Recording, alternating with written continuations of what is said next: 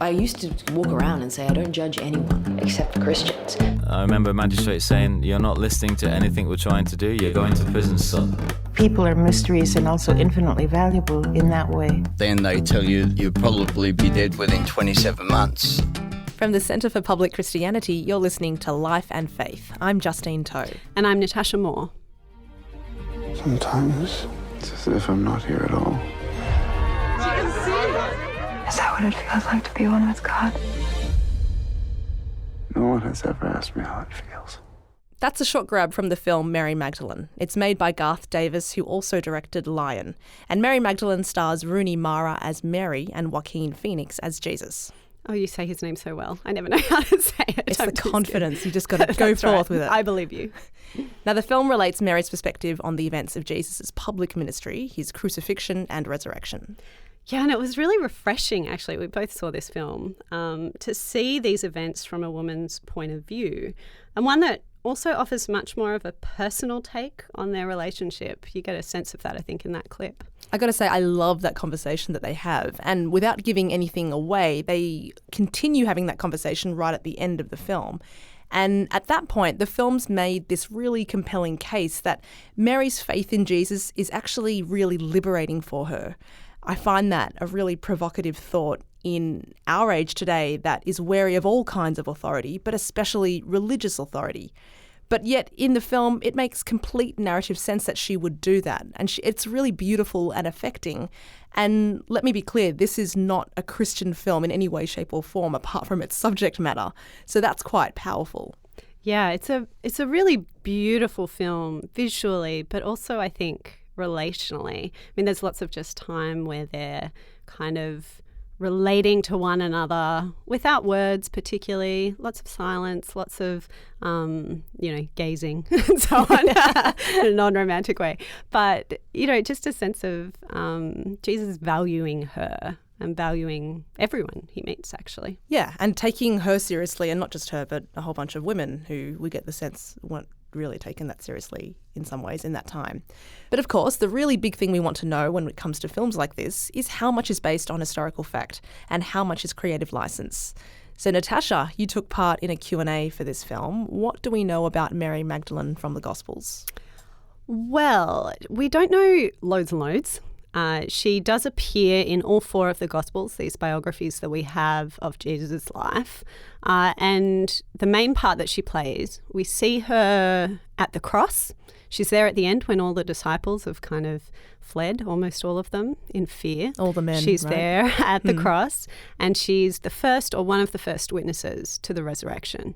We do also get this kind of tantalizing glimpse of her a bit earlier in the Gospel of Luke. We're told that she is one of a few women who are traveling around with Jesus, bankrolling him and his disciples in what they're doing. So they're wandering around, and Mary must have been a kind of wealthy, independent woman from Galilee in order to have had the freedom to travel with him and also the independence to kind of fund him. But that is totally different from the Mary that, is often talked about, the woman with a past. Yeah, she's got that's right. a bit of a reputation. Yeah, so there's been some confusion about Mary Magdalene. Partly this is because the Gospels are full of Marys. Mary was the most common name in Israel at the time, so there are just a whole bunch of them, and it's easy to get them confused. But it's also that right before we meet Mary in Luke chapter 8, there's another woman who isn't named who does have a past. She was, a woman of bad reputation or probably a prostitute who comes to Jesus and anoints him with perfume and washes his feet with her hair.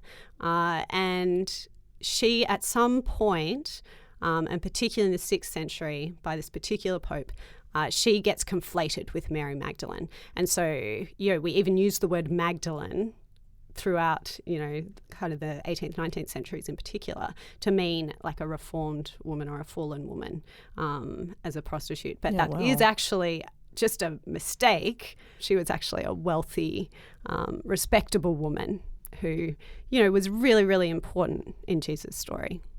Yeah, the film at the end makes mention of the Pope who actually trashed Mary's name for centuries, it turns out. And the film does seem like a deliberate attempt to rehabilitate her image. but as you say, they didn't have a lot of material to work with. So I had the chance to chat with Garth Davis, the director of Mary Magdalene, and this is where we started our conversation. How much was drawn from the Mary of history, and how much did he have to rely on creative license? Well, it's largely drawn from the Gospel of Mark and the Gospel of Mary. And then in terms of just enriching and making decisions about all the stuff we don't know about, like her daily life, we just had to understand Magdala, which is a fishing village, and try to get as much information as we could and historical background on how people lived there, how the families existed and worked. So we kind of built up some creative license based on that research, and then kind of slotted into the Gospels along the way.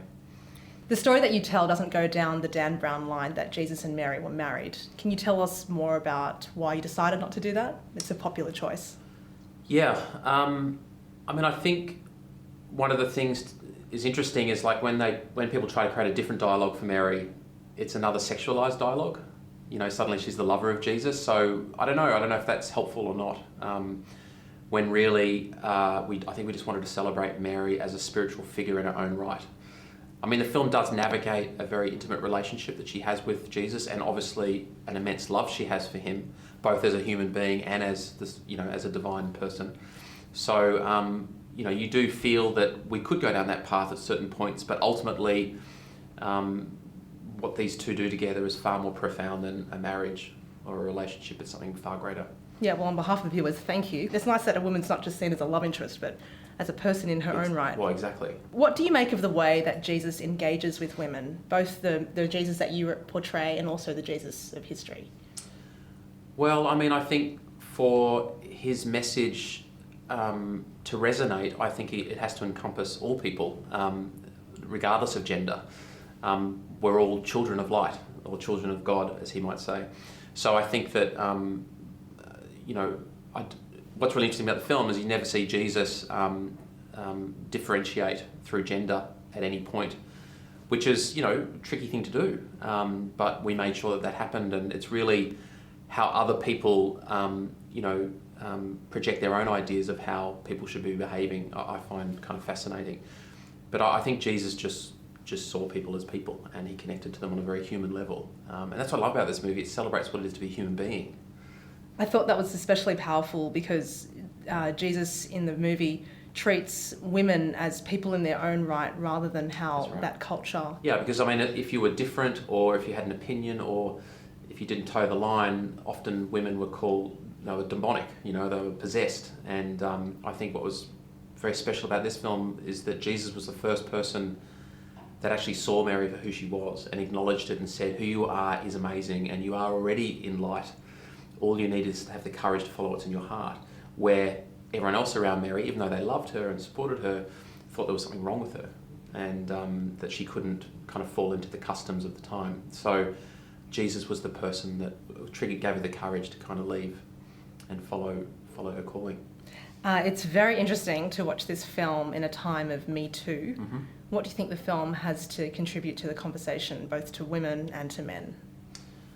Well, I think it's a great feminist tale in the sense of it's pretty amazing to see this story told from a woman's point of view, and to see the camaraderie of the women and how much harder it is for them to explore their spirituality in the patriarch that they live in. So I think that's kind of fascinating and very reflective, I think, of cultures today and time today.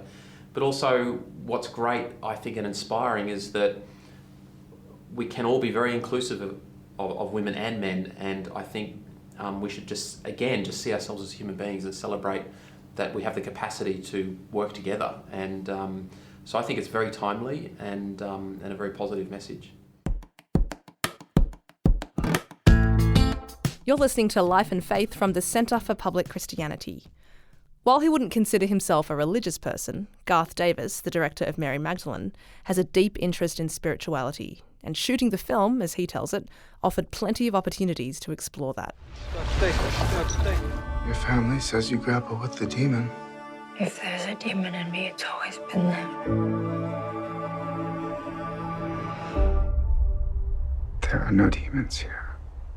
Mary of Magdala. I hear that often there can be a sense of the spiritual on set for films that are dealing with religious themes or characters. Did that mark your experience of making this film? I have those experiences through my life all the time, like total serendipities, and like that's just in my life all the time. And I do believe that, you know, we all come together for reasons, and sometimes they're profoundly felt on set. When we were about to shoot the exorcism scene, just before we were about to shoot, the wind just stopped and it went very still, like so still that everyone was looking at each other, and then there was all this lightning and thunder started triggering around, and everyone thought, wow, this is kind of interesting. So I thought I was going to have a Mel Gibson moment where we're going to be struck by lightning. But yeah, there's always things coming out of the universe and out of nature that, you know, I often think the universe is like a bad actor, like really obvious when it wants to be. I mean, we're doing the exorcism, let's just put on a lightning for you, you know. There's lots of those moments. What do you make of those moments? Like, what do you kind of look around and go, what's going on here? And well, for me, they're just affirmations that we're connected to something much greater than what we think. And some people decide to understand that in a specific way. Other people acknowledge it but don't want to describe it in a specific way. But I totally acknowledge and feel that we're part of something very, very special. Now, was your wife the spiritual advisor on the film? She did some work with, she did do some work with Rooney and Joaquin, with another lady who does energetic, kind of, not healing, energetic work, like therapy. So what kind of work would she be doing with the actors? I suppose it's just to show, like when we're trying to understand the healing aspects of the story, and even if you go into Indigenous communities like in Australia, a lot of the Indigenous people, they call it hands-on work. So there's a belief that through love and through, we have an intuition that we've lost over time, that when we tune into it, we have the ability to heal people.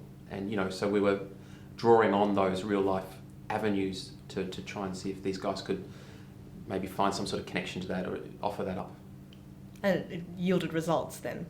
Yeah, I mean, you know, they both took different things away, but it's just I suppose, acknowledging and allowing that possibility, and just rather than just kind of saying it's happening from outside of us, that we all actually have the ability to tune into something and maybe it can bring some sort of healing. People seem really disillusioned with the institutional church today, Mm-hmm. but from what you're saying, it sounds as though people are hungering for some kind of spiritual existence or spiritual experience. I think that's what it is to be human. I mean, I think if you go through all of history, we've always had an inquiring mind about who we are and what we're connected to. You only have to stand and look at the stars to feel a spiritual experience if you really tune into it. And I think our lives are just so ego-driven. We're always thinking about the future rather than the moment. And that's what's beautiful about Mary and Jesus' message. It's actually like, it's about being in the moment. It's not about forecasting, like, if I do this, this will happen. It's actually about doing it now in the moment, in complete place of love. And I think it's an incredible message in that way. Is there something Buddhist in that picture of Jesus? Yeah, I think, well, that's what I love about this film, is I think it kind of encompasses a lot of different faiths. I'll be with you.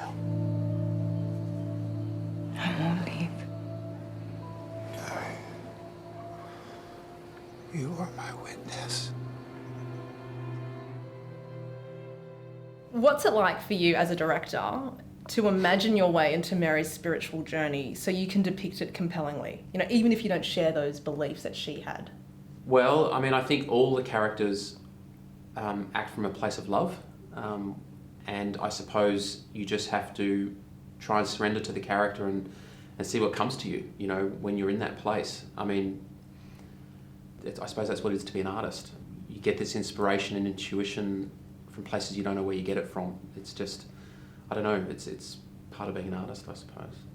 But if I can press you on that further, Garth, Yeah. because like you're a 21st century human being, you're looking into first century kind of like Palestine, this woman who's discovered what she believes is the key to everything, right? The Son of God, this is what life is truly about.